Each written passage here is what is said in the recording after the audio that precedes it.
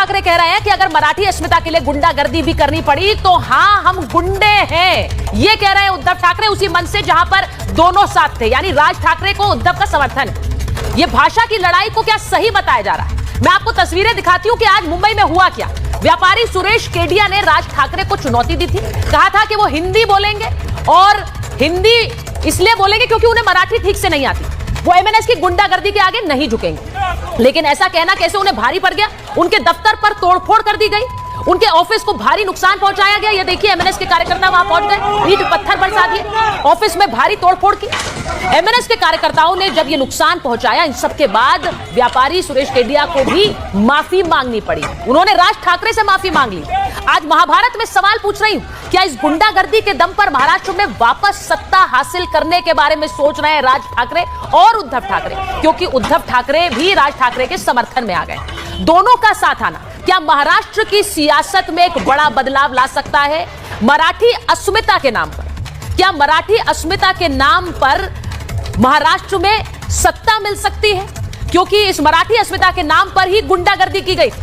राज ठाकरे ने भी कह दिया है कि किसी को भी थप्पड़ मारो तो उसका वीडियो मत बनाओ। यहां वीडियो बनाया गया था, वीडियो मत बनाओ, उस व्यक्ति को जाकर थप्पड़ की कहानी और लोगों को बताने दो। यानी कि जो थप्पड़ दुकानदार को मारा, क्या वो सही था? राज ठाकरे ने तो श्रेय देवेंद्र फडणवीस को दे दिया। वो कह रहे हैं कि 20 साल के बाद अगर दो भाई मंच पर हैं तो देवेंद्र फडणवीस के चलते हैं। वो कह रहे हैं जो बाला साहेब ठाकरे नहीं कर पाए वो देवेंद्र फडणवीस ने कह दिया। देवेंद्र फडणवीस ने आज पलटवार करते हुए कहा कि ये रुदाली गैंग है, और मुझे अच्छा लगा कि मुझे श्रेय दे रहे हैं। लेकिन सवाल आज ये है कि दो भाई साथ क्यों आए? क्या राजनीतिक अस्तित्व की लड़ाई है जो अब मराठी भाषा के नाम पर लड़ी जाएगी? क्या हिंदी बनाम मराठी कर राज ठाकरे और उद्धव ठाकरे वापस महाराष्ट्र की सत्ता में काबिज हो सकते हैं? आज ये सवाल इसलिए पूछ रही हूं क्योंकि हिंदी और वर्सेस मराठी होगा तो इसका नुकसान किस किस को होगा, यह सवाल पूछना जरूरी है। क्योंकि वहां बिहार से पप्पू यादव दहाड़ रहे हैं। वो कह रहे हैं अगर इसी तरह से धमकाया तो मैं महाराष्ट्र आकर वहीं आकर पीटूंगा। इसका नुकसान किसे होगा? आम बिहारी, आम मराठी लोगों को नहीं होगा क्या इसका सीधा सीधा नुकसान? आज महाभारत में सवाल पूछ रही हूं, एक रिपोर्ट पहले देख लीजिए, उसके बाद मेहमानों का प्रश्न।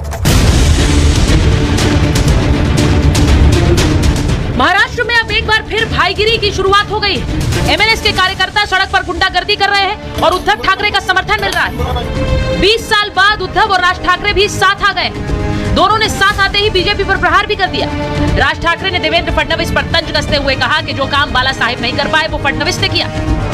जे माननीय बाळासाहेबांना जमलं नाही, जे अनेकांना जमलं नाही, आम्हाला दोघांना एकत्र आणायचं ते देवेंद्र फडणवीसला जमलं। राज ठाकरे ने जिस लहजे में बीजेपी